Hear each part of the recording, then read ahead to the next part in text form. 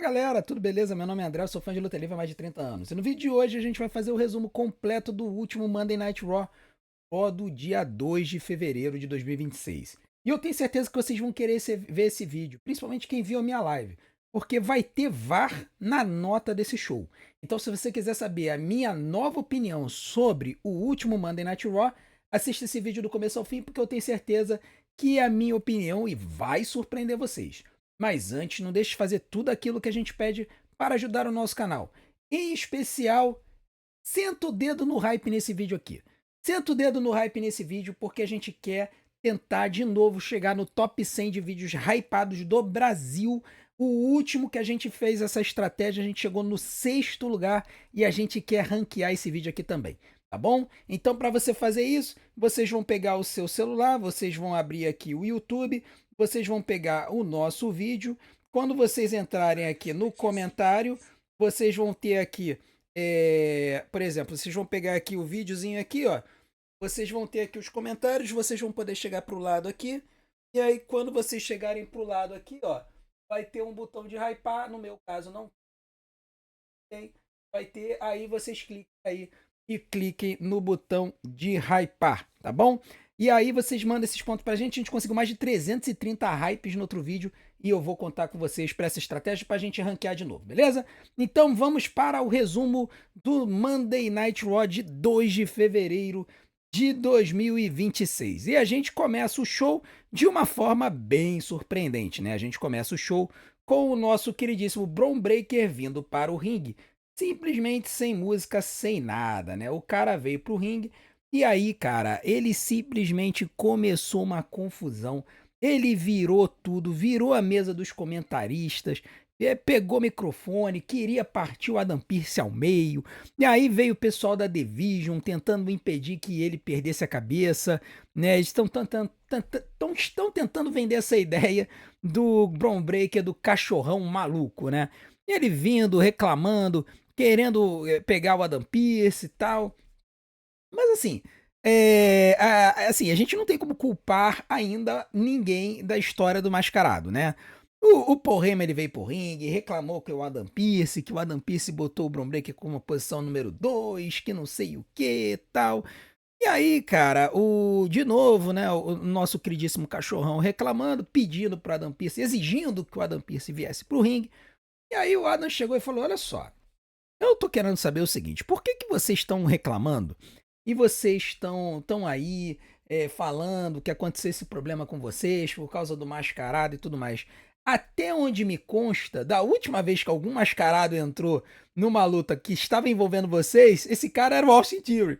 E aí, meu irmão, o Bron Breakker deu uma encarada no Austin, né? Ficou naquela assim, meu irmão, ele tá falando verdade, né? O último mascarado que veio e afetou lutas da Division era o Austin Theory, né? E o mascarado tá ali do lado dele. Então o Bron Breakker deu essa encarada aí, o Austin Theory quieto na dele, né? Enfim. E aí o Adam Pearce chegou e falou que ia ajudar a manter o emprego dele e tal, assim, ia ter a graça, né? Ia dar a benevolência de manter o emprego do Bron Breakker depois dessa palhaçada toda. Mas aí o Bron Breakker saiu do ringue pra ir pra cima do Adam Pearce, tinha um monte de segurança na frente. Meu irmão, o LA Knight aproveitou, tocou a música dele.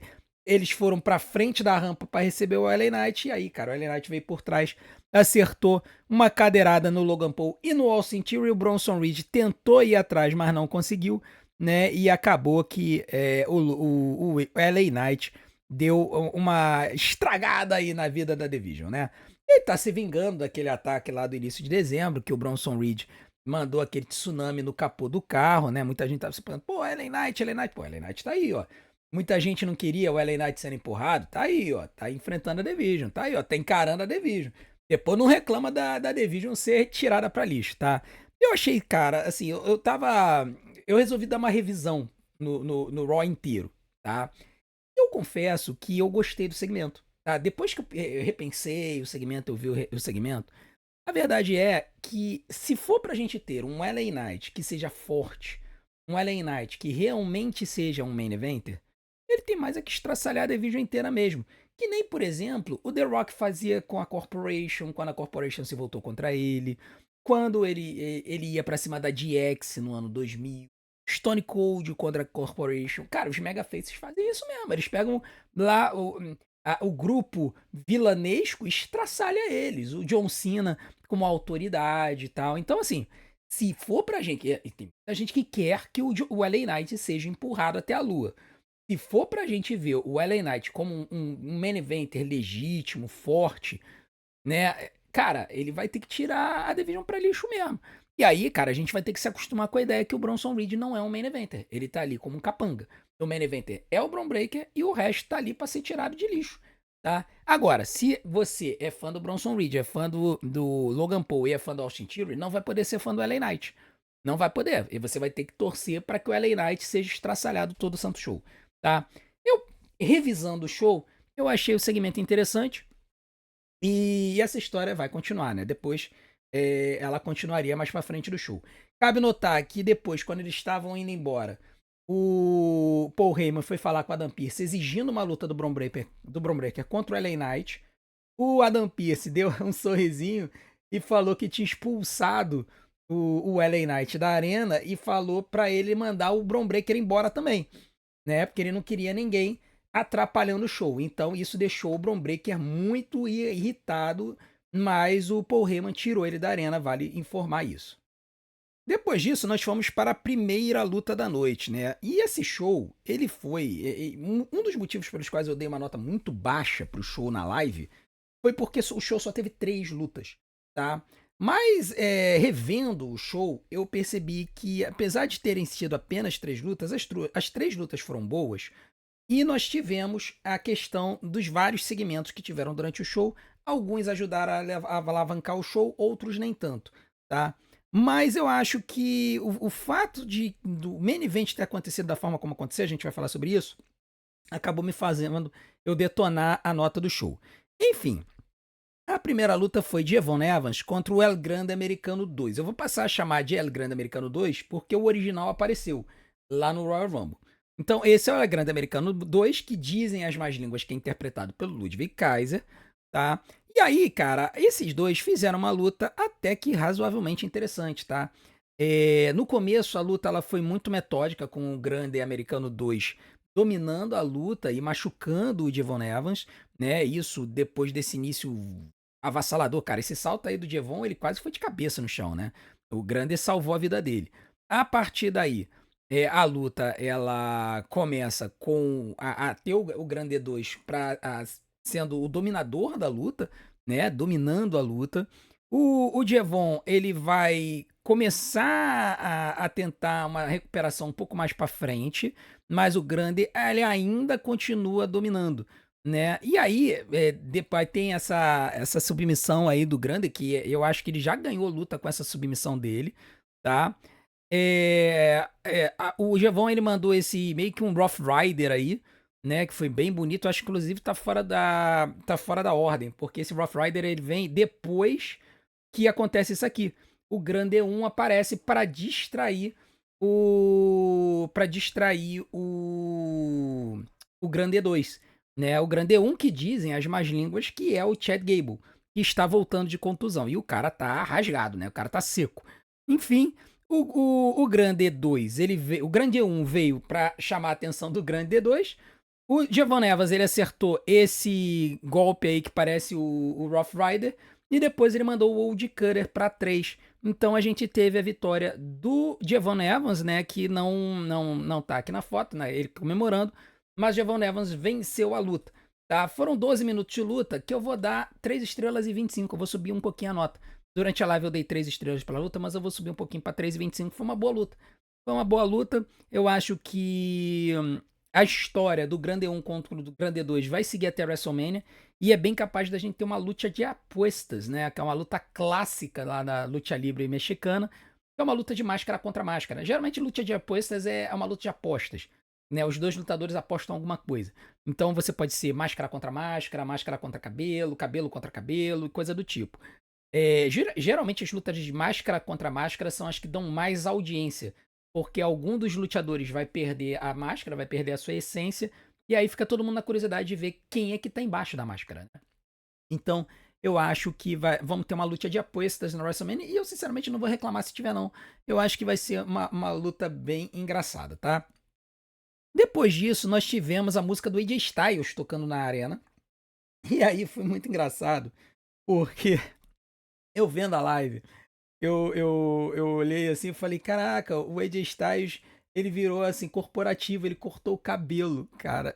Eu não vi, meu irmão. Daqui a pouco, quando eu vejo, só levanta essa criatura aí, sacaneando o público, meu irmão. Cara, a chuva de vaias que o Gunther recebeu por fazer a abertura, por fazer a entrada do AJ Styles depois de ter sido aposentado no sábado, meu irmão, foi algo de nota, cara. Foi assim, é o melhor vilão da WWE hoje. Vilão clássico. Vilão que sacaneia o público, que ri da cara do público, que debocha. Entendeu? Não é vilão de gracinha que fica fazendo o pessoal ficar cantarolando a música dele. Entendeu? Não é vilão daquele tipo de que o público adora odiar. Não, o Gunther é ódio puro da plateia contra ele, sabe? Ele atrai, assim, sensações viscerais do público. Ele basicamente veio pro ringue, ele falou que. Ele falou da nova gimmick dele, né? Que é o Career Killer, né? O assassino de carreiras. E ele disse que se você entra no ringue com o assassino de carreiras, a sua carreira e o seu legado vão ser extintos. E aí nisso aparece o Dragon Lee, né? Por que o Dragon Lee? Muita gente ficou se perguntando, mas por que o Dragon Lee? Que negócio aleatório. Então, é o Dragon Lee, porque o Dragon Lee fez dupla com o AJ Styles no final do ano passado e foi campeão de duplas com o AJ, né? Então, foi por causa disso que eles botaram o Dragon Lee aí pra ir pra cima do Gunther, né? Ele até conseguiu alguma vantagenzinha, mas depois o Gunther pegou o sino, deu na cabeça do Dragon Lee, e aí depois mandou esse mata-leão com o Dragon Lee pendurado nas cordas. O Dragon Lee ficou pendurado, meu irmão. Né? Aí teve gente que fez ali uma referência, né? Lembrou lá do All-In, quando o Adam Page fez isso com o Jon Moxley, só que ele fez isso com uma corrente, né? Pendurou com o Jon Moxley com uma corrente. E eu devo dizer, cara, que o mata-leão é tão efetivo quanto a corrente, cara. Se o cara pegar no mata-leão, pode matar a pessoa, tá? Então, assim, eu acho que foi um segmento legal e mostrou esse perigo que é o Gunther. O Gunther é extremamente perigoso, então serviu pra mostrar isso aí. Depois disso, aí tá a carcaça do Dragon Lee sendo levantada. Depois disso, a gente ia ter uma segunda luta. E essa segunda luta ia envolver os War Raiders, né? Os War Raiders que quase não aparece na WWE. E aí eu fiquei pensando, pô, de repente vão fazer uma luta de duplas aí pro War Raiders dar uma levantada, né? Pegar uma outra dupla qualquer. E por que eu pensei isso, honestamente? Porque eu tava começando a perceber que vários lutadores que apareceram no Royal Rumble não estavam aparecendo aqui. E que a WWE parecia que tinha dado folga pra um monte de gente. Tá? Isso acabou se confirmando no final do show. Tá? Realmente a gente percebeu que muita gente do Royal Rumble recebeu uma folga. E aí, cara, os War Raiders vieram pro ringue e a gente ficou esperando pra ver quem é que eles iam enfrentar. Eu pensei, pô, de repente uns Creed Brothers, né? Alguma coisa assim. Pois é, eles estavam lá comemorando, falando com o público, meu irmão, de repente acontece isso aqui. Cara, Oba Femi. Oba Femi. Cara, quando tocou a música do Oba Femi, meu queixo foi no chão, assim, ó. Porque é absurdo o que aconteceu. Eu até pensei que eles fossem fazer uma luta de handicap. Olha, eles não fazem há muito tempo, tá? Lutas de handicap na WWE. Mas não, o Oba Femi ele veio pro ringue e simplesmente estraçalhou os War Raiders. Aniquilou com os caras. Aniquilou. E tirou os dois pra lixo, meu irmão. Ele mandou o chokeslam no Ivar. Sem o Ivar saltar muito, tá? Sem o Ivar saltar muito, mas ainda assim o Obafemi, com a força dele, jogou o Ivar lá em cima e depois mandou um Fall from Grace absurdo no Eric, que também não é levinho, tá? É que ele não é um Ivar, mas o Eric deve pesar uns 120 quilos, tá? E o Obafemi levantou o cara como se fosse uma pluma. Assim, foi uma estreia sensacional do Obafemi, assim, é uma coisa de cinema. E assim, só se eu fosse dar um rating pra esse segmento, seria 3,5 estrelas. Porque foi curto. Porque pra mim tinha que ser uma luta. Mas foi muito, muito legal ver o Obafemi estreando e estreando dominante, estraçalhando uma dupla de caras pesados e fortes. Eu só fico com pena dos All Raiders. Mas assim, as lutas deles estavam meio enjoadas. Sinceramente, eu acho que já tá na hora da WWE cortar os laços com eles e mandar eles pra All Elite Wrestling, porque sei lá, cara. Acho que na WWE não. Acho que não tem nenhuma dupla que case luta bem com eles, tá? E aí depois o Obafemi deu uma farmada de aura aí com o público, que foi muito maneiro. Depois disso nós tivemos um outro segmento, aí tá vendo como eu tô falando pra vocês? Que o show teve bastante segmento, né? Teve bastante conversa nos bastidores, tal, né? Teve entrevista, algumas entrevistas no intervalo, teve entrevista com a Maxine, teve promo dos Usos, mas pelo menos foi no intervalo, né? Enfim, nós tivemos um segmento da Maxine falando que ia quebrar o tornozelo da Nery, né? Mostrando que ela é durona, e o Otis e o Tozawa vão lutar pelo título da semana que vem, tudo mais, falando que ia ser carnificina pura e tal. Aí apareceu aquele comediante que fica tirando a camisa no show. Enfim, essa foi uma parte que eu não gostei muito não. Mas o que importa é, a Nikki Bella veio pro ringue e logo depois veio a Brie Bella. Então foi confirmado uma informação que saiu durante o fim de semana de que a Brie Bella não veio para apenas uma aparição no Royal Rumble. Ela assinou com a WWE e vai participar do show junto com a Nikki Bella. E basicamente o que elas vieram fazer no ringue foi, bom, a Nikki Bella falar que a Brie Bella tá junto com ela, né? E as duas chegaram e disseram que elas vão vir para o título de duplas da WWE, dizendo que elas foram a dupla original da WWE. Assim, é claro que aqui tem um certo revisionismo histórico, tá? E a gente precisa fazer justiça.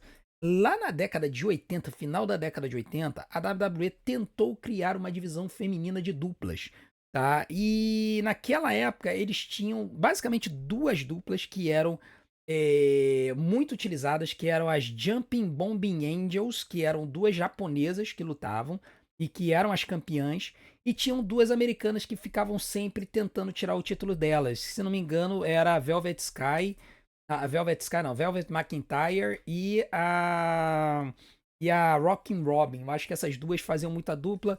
Depois a Rockin' Robin não, aí entrou uma outra menina. Então, assim, foi uma tentativa que eles fizeram de fazer uma divisão de duplas. Tanto é que tem alguns shows.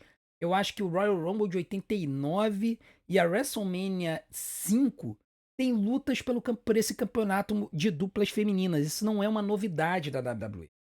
Mas eles fizeram esse revisionismo, falaram que as Belas são a dupla original, e a gente tá falando agora de 2012, 13, 14, e basicamente elas disseram que estão vindo pro título de dupla. Eu não me importo.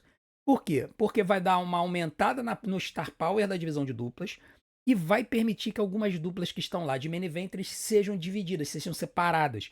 O meu sonho é que Charlotte Flair, Alexa Bliss, Rhea Ripley e Io Sky saiam dessa divisão, para que elas possam disputar os campeonatos mundiais, tá? Então, vamos aguardar para ver o que vai acontecer.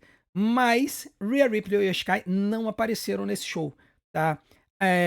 Pode ser, novamente, pessoal que tá recebendo um descanso da viagem que fez para a Arábia Saudita, e também pode ser que teve uma informação que saiu no Threads de que a Rhea Ripley teria se machucado durante o Royal Rumble com aquele Terrana Bomb que ela tomou da Raquel Rodrigues no apron, tá? Mas a gente não tem confirmação ainda total de qualquer lesão da Rhea Ripley, a gente vai continuar pesquisando, mas eu acho que a vinda das Belas para a divisão de duplas vai ser boa, tá?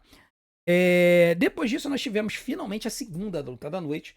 Foi uma luta que foi marcada pela Adam Pearce lá naquela conversa com o Paul Heyman. A luta entre o Penta e o Bronson Reed, tá? E aqui, eu devo dizer que essa luta, em matéria de dinâmica de luta, ela foi um pouco melhor do que a do Javon Evans e do Grande Americano 2. Em matéria de qualidade de movimentos, quase a mesma coisa, tá? A história da luta foi o Penta dominando no começo, o Bronson Reed dominando no meio.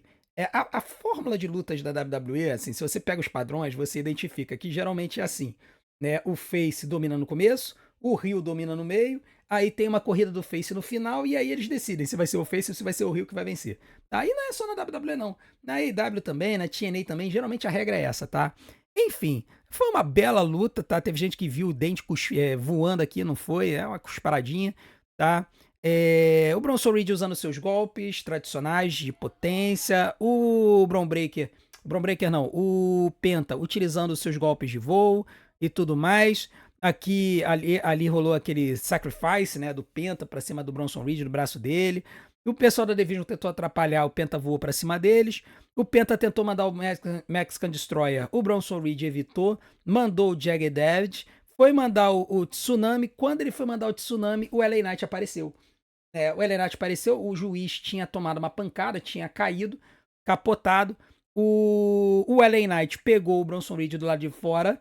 Depois que o Bronson Reed já tinha dado um Tsunami, quando ele foi mandar o segundo, o LA Knight interceptou ele.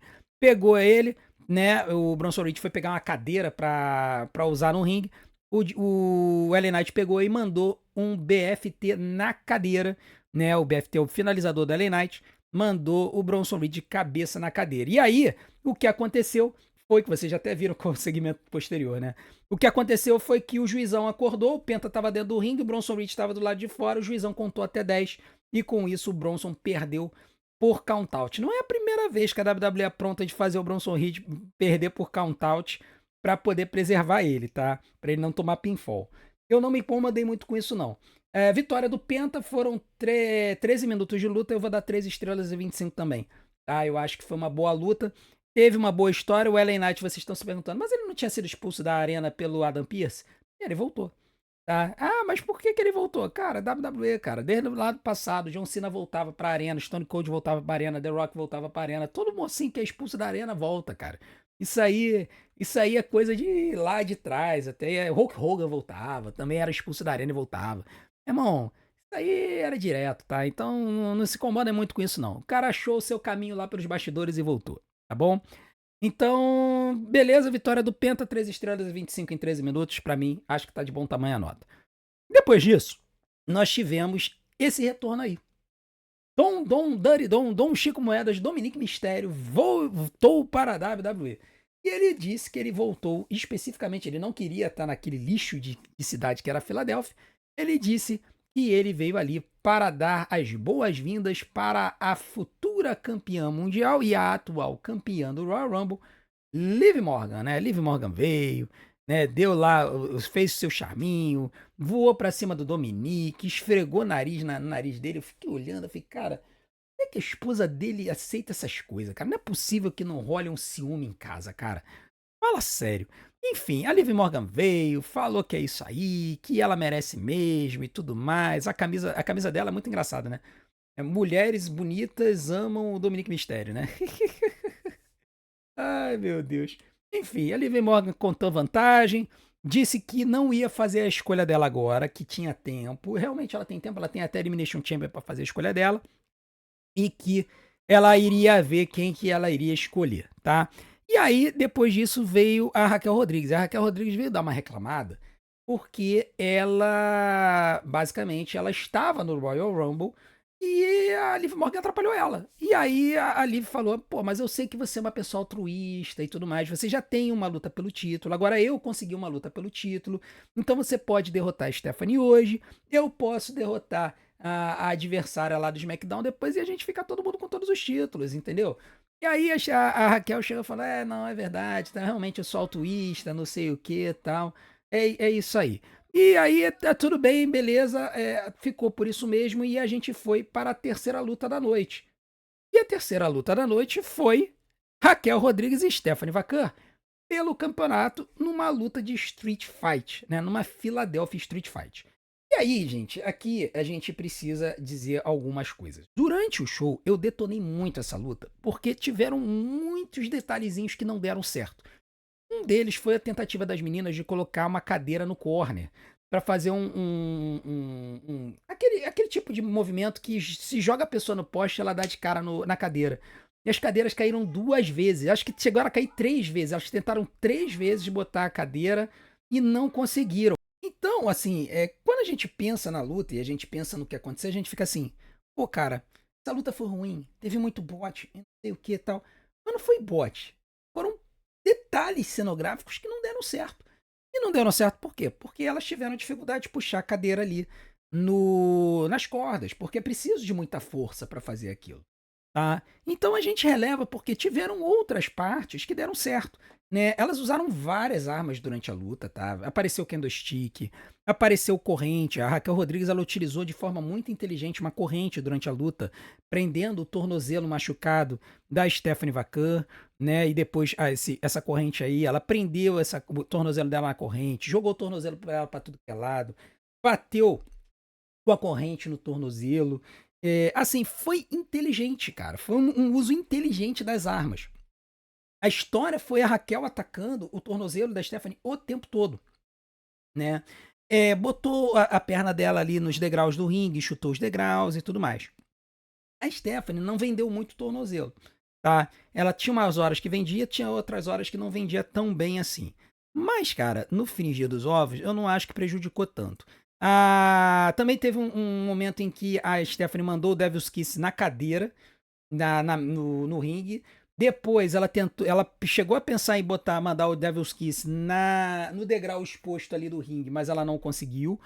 Depois aí a parada continuou, a Raquel tentando usar a cadeira, a Stephanie escapando, aí a Stephanie sentou a ripa na Raquel com o Candlestick, mandou aí o Meteora na lata de lixo na cara da Raquel, um golpe assim bem diferente, né? A gente não tá muito acostumado a ver.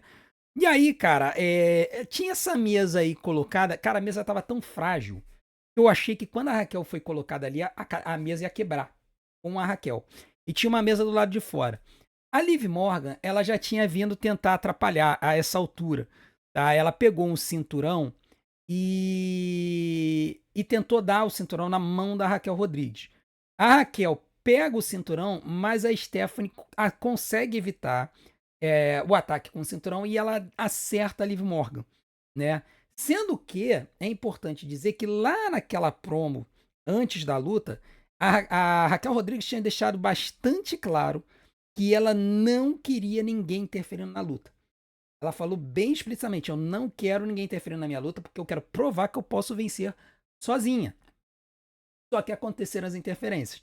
Então a Liv Morgan tentou interferir, não conseguiu, e ainda por cima a Stephanie acertou a Raquel Rodrigues no processo. Depois a Roxane Perez tentou interferir na luta, mas a Stephanie Vacan deu uma cabeçada nela e ela caiu numa mesa que estava lá de fora. Tá?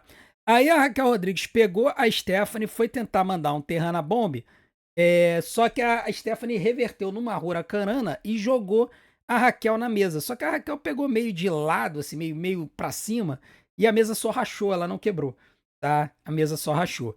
E uma mesa que a gente achava frágil pra caramba, no final das contas só rachou. E aí depois a Stephanie Vacan mandou aí o Spiral Tap, ela errou um pouquinho, né? Passou um pouquinho do ponto, mas ainda assim mandou o Spiral Tap muito bonito pra 3.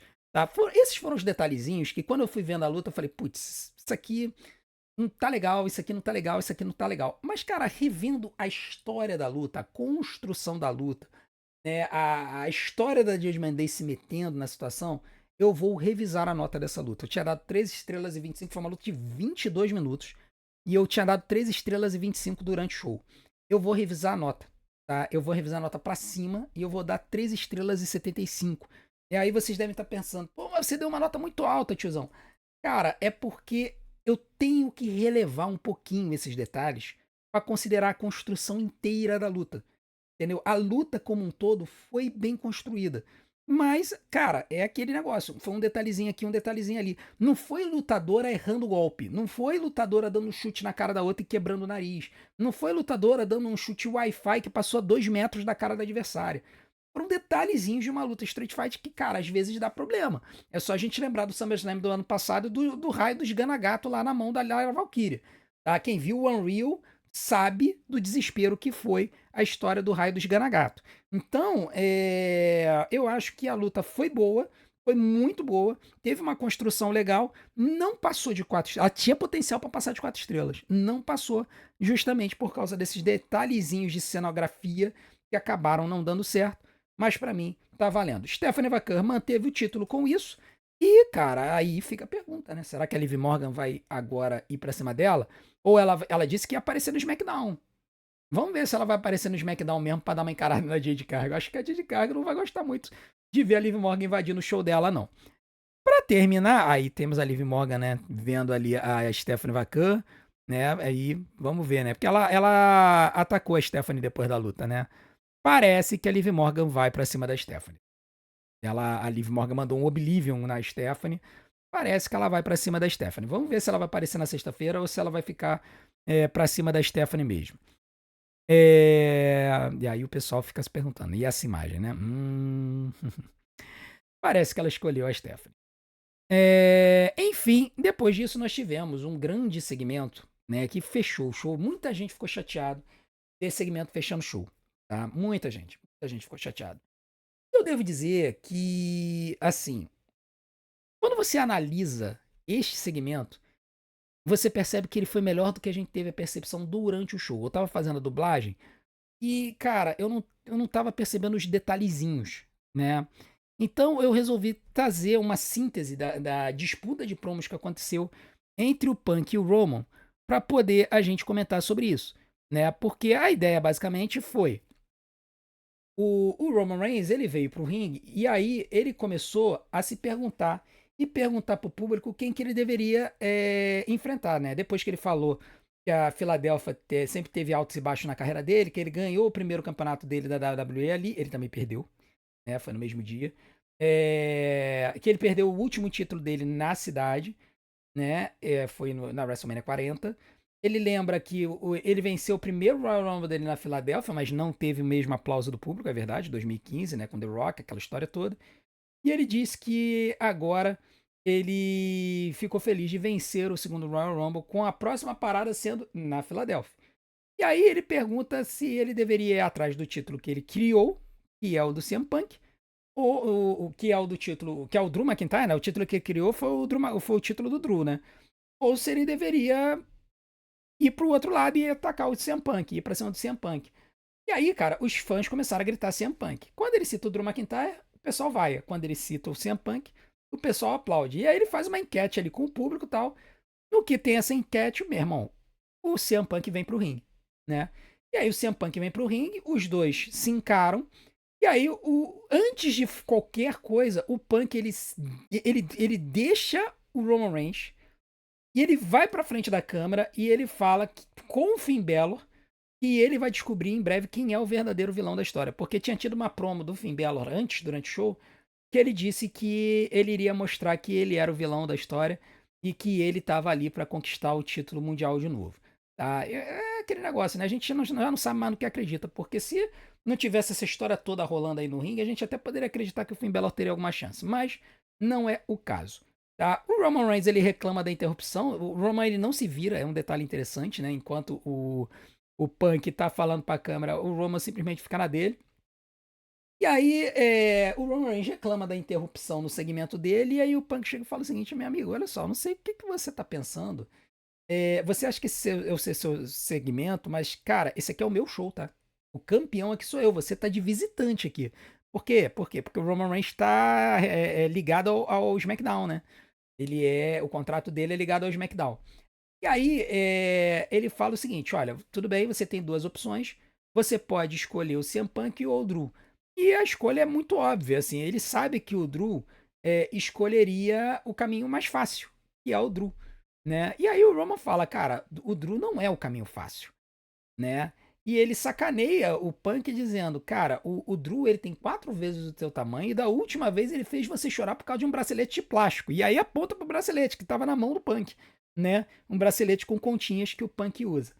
E aí o Roman ele chega o Punk chega e diz, olha, eu enfrentei o Drew na luta mais perigosa que essa companhia pode apresentar, que é o Hell in a Cell. Então não vem falar que eu chorei não, porque isso é palhaçada.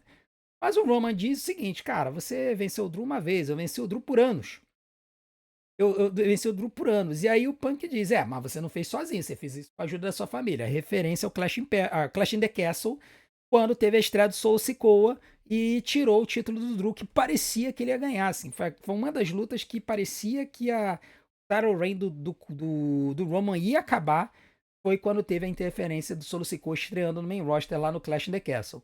E aí o Roman chega, exige respeito à família dele, diz que essa foi a razão, que a família dele foi a razão do Punk ter uma empresa para voltar, mas o Punk ele nega, ele fala que ele manipulou pessoas e manteve a WWE como refém. Isso é uma referência ao fato de que quando o Roman se tornou campeão mundial indiscutível com os 2 cinturões, ele estava nessa schedule de aparecer muito de vez em quando, e aí a WWE ficou sem campeão mundial. Então, durante um tempo, a WWE teve que colocar o Campeonato Intercontinental e o Campeonato dos Estados Unidos como títulos de main events dos shows semanais. E aí depois, eventualmente perceberam que isso não estava dando certo, e eles tiveram que criar um novo campeonato mundial, que é esse campeonato que o CM Punk está carregando. Então, esse campeonato que o Punk está carregando foi criado em consequência do Roman ter feito a WWE de refém, pegando os 2 títulos, sumindo e aparecendo 6 vezes por ano para lutar. Entendeu? Então, assim, o Punk foi cirúrgico aqui. Aí o Punk, ele lembra que ele teve 434 dias como campeão ao lado do Paul Heyman no passado, e que o Roman seguiu seus passos reinando por 1.316 dias, mas que isso não significava que tinha sido melhor. E novamente o Punk está coberto de razão. Por quê? Porque enquanto o Punk elogia o Roman como um grande astro da WrestleMania, ele escolheu ser um part-timer. Se você for ver o reinado de 1.316 dias do Roman Reigns, ele teve menos aparições durante esse reinado todo para defender o título do que o Punk tinha em 6 meses como campeão. Né? Por quê? Porque na época do Punk em 2000 lá para 2000 lá vai fumaça, 2011, 2012, os caras faziam 200 lutas por ano, os caras faziam house show o tempo todo. E na época do Roman, o Roman não fazia house show e nem show semanal, o cara mal aparecia. Então, tudo bem, o Roman teve um reinado de 1.316 dias, mas contou como se fosse 6 meses, se você for considerar a quantidade de aparições dele na WWE. Enfim, o Punk chega aqui, fala que um dos caminhos é ele enfrentar o Drew, o outro é enfrentar o melhor no mundo, que manteve o título na ausência dele. O Roman diz que o Punk viaja porque ele ficou 10 anos afastado. Então você vai falar de férias comigo? Você ficou 10 anos de férias, meu irmão. E aí que ele disse que aprendeu com o Punk apenas o que não fazer. E aí ele faz uma referência ao podcast do Punk com o Colt Cabana, em que o Punk esculachou com a WWE. E aí ele fala, enquanto você estava lá no podcast dos seus amigos, dos seus melhores amigos, sacaneando a WWE, eu mantinha esta companhia. Isso também é verdade. O Punk ficou 10 anos fora, criticando a WWE, e nessa época, quem foi o cara que carregou a companhia? O Roman Reigns. Né? E aí o Roman fala que ele não vai escolher o Punk porque é o melhor do mundo, ele vai escolher o Punk porque odeia o Punk e sempre odiou. Ele diz que o WrestleMania vai ser o melhor dia da vida dele porque o Punk vai reconhecê-lo no evento principal e ele deixa o ringue com o CM Punk olhando, encarando o chefe da tribo com o símbolo da WrestleMania ao fundo. Ou seja, é oficial, Roman Reigns desafia o CM Punk pelo campeonato mundial peso pesado na WrestleMania. É isso, confirmado, Roman e Punk. Muita gente achava que a gente ia ter Roman e Cody 3. Não, a gente vai ter Roman e Cody. Aí fica a pergunta, vai entrar mais gente nessa luta? Sabemos, Bron Breakker pode entrar nessa luta? Pode, até a história do mascarado. Vamos aguardar para ver. Eu vou dar minha opinião no Sincerão da galera. Eu achei esse segmento, depois que eu revi o segmento, eu li o segmento inteirinho, e eu peguei todas as referências, eu achei esse segmento brilhante. Tá? Essa troca de promos entre os dois foi sensacional. Tá? A gente perdeu um pouco alguns desses detalhes, algumas dessas referências. Durante o show, quando eu estava fazendo a tradução, eu estava tentando pegar todas essas referências e eu, cara, não, peraí, isso aqui tal, não sei o que. Agora eu consegui pegar tudo. Né? E foi uma troca excelente. Os dois só falaram verdade. Os dois só jogaram na cara um do outro. Tá? E eu acho que foi a melhor luta que eles poderiam ter arranjado. Eu acho que hoje Punk e Roman estão entre os top 5 dos maiores lutadores da WWE em matéria de Star Power. Tá? E eu acho que não tem por que a gente fazer Roman e Cody de novo. Né? Pelo menos não agora. Dá um tempo. Lá na frente, na estrada, a gente faz de novo. Mas agora eu acho que Punk e Roman foi a decisão certa. Isso libera o campeonato da WWE pra gente ter ali um Drew McIntyre, Cody Rhodes e talvez o Jacob Fatu. E também vai ser uma luta muito boa. E o Sami Zayn talvez até entre nessa história. Tá? Então, vamos aguardar para ver a construção do título do SmackDown. Agora, esse título do SmackDown vai ter que ser resolvido na Elimination Chamber. E a gente vai ver se essa luta vai ser boa ou não. Eu acho que o Roman consegue carregar o cansado do Punk numa luta assim. E com certeza vai ser luta para pelo menos meia hora. Deve ser main event da WrestleMania e deve ser o main event da noite 2, tá? Então vamos aguardar e vamos ver se o Roman vai sair daí da WrestleMania como campeão de novo, né? Mais um main event para o Roman Reigns na WrestleMania. Beleza? Minha nota pro show, né? Minha nota pro show, cara, assim, eu tinha dado uma nota muito baixa. Eu tinha dado uma nota muito baixa na live, eu tinha dado 5,5 de 10. Eu tinha falado que tinha sido o pior Raw que eu já tinha visto desde o começo do meu canal. E eu fui injusto. Eu fui injusto. Eu fui injusto porque, cara, não foi. Não foi o pior Raw. A gente já teve coisa pior. A gente já teve pior Raw, a gente já teve pior SmackDown do que isso. Tá? A gente teve um show com poucas lutas? Teve. Foram poucas lutas. Foram 3 lutas. Mas a gente teve o Oba Femi estraçalhando os War Raiders. Não foi uma luta, mas foi um segmento legal. Nós tivemos o Roman Reigns e o CM Punk numa batalha de promos muito legal. Então, cara, eu não vou dar 5,5 pra esse show. Eu vou revisar essa nota. E eu vou revisar essa nota muito, tá? Eu vou subir ela direto pra 7. Eu acho que foi, no final das contas, um show bom. E eu fiquei pensando assim, o que caracterizou esse show como um show bom? O fato de que ele passou rápido. Ah, poxa, mas você tava com xingos na live, André. Sim, é verdade. Mas eu tava narrando, eu tava traduzindo. E tudo que aconteceu no show teve alguma lógica. E a gente tem que pegar um pouco leve aqui também. Por quê? Porque, cara, o pessoal veio lá da Arábia Saudita. Muita gente, a WWE claramente botou de folga. Então, muita gente que a gente poderia ter nesse show, a gente não teve. Acabou que o Warriors, Rhea Ripley, Yoshikai, Bayley, Lara Valkyria. Entre os homens, a gente não teve nenhuma da galera ali que costuma estar ali no mid-card. Outros lutadores apareceram, mas a maioria da galera que estava no Royal Rumble não apareceu. Tá? Então eu acho que isso pode ter prejudicado um pouquinho o show, mas acho que no final das contas foi um show legal. Então, pra mim, nota 7. Eu sei que muita gente deu 5 durante a live, 6, mas teve uma galera que deu 7 também. E teve uma galera que deu 4. Tá? Então, eu na gringa eu cheguei a ver gente dando nota até mais alta do que isso. Então eu acho que tá de bom tamanho. Nota 7. E, cara, se vocês quiserem assistir o show, assistam, porque teve coisa legal que aconteceu, tá bom? Então é isso, galera. Muito obrigado por vocês terem acompanhado o nosso vídeo até aqui. Não deixe de fazer tudo aquilo que a gente pede para ajudar o nosso canal. Deixe seu like, se inscreva no canal, ative o sininho para receber as notificações dos nossos próximos vídeos. Assista e maratone todos os nossos vídeos. E vamos sentar o dedo no hype nesse vídeo, sim. Vamos garantir que esse vídeo entre no top 100 dos vídeos mais hypados. A gente teve 330 hypes naquele vídeo do Royal Rumble. Eu acredito que a gente pode mais, hein? Vamos tentar fazer mais hype para esse vídeo aqui, para ele entrar de novo no top 100 de vídeos hypados do Brasil, beleza? Muito obrigado pela sua audiência. Não deixe de assistir e maratonar os nossos vídeos, porque tempo de exibição é o que faz o YouTube divulgar a gente. Vou deixar algumas opções aqui na tela para vocês. Conto com a audiência de vocês. A gente se vê do outro lado. Um grande abraço. Até a próxima.